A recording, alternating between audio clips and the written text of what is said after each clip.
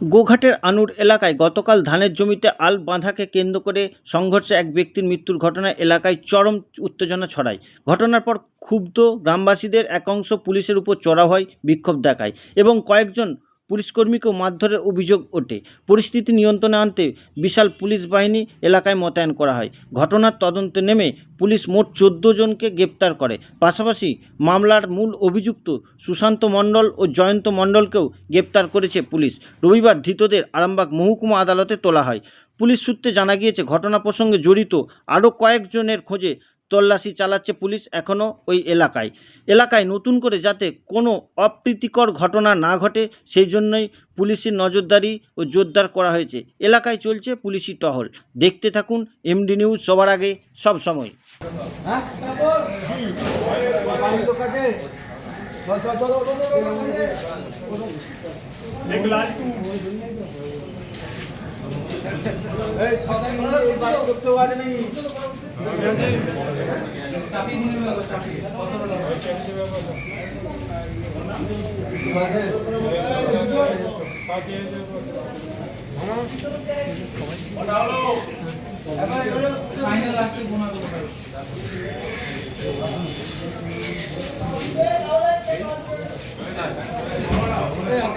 রাজুদা তার বেল্ট আছে দেখে দিও।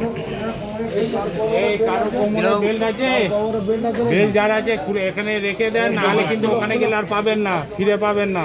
এখানে রেখে দেন কোমরে, কার কোমরে বেল্ট আছে।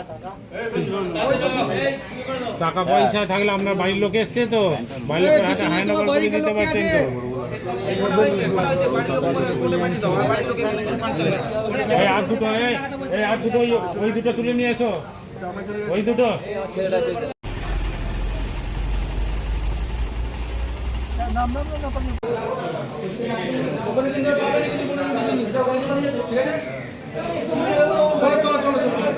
দাদা, আপনাদেরকে পুলিশ কেন মারলেন? ভাই কেন এভাবে মারলেন? যে অভিযোগ উঠছে এটা কি সত্যি?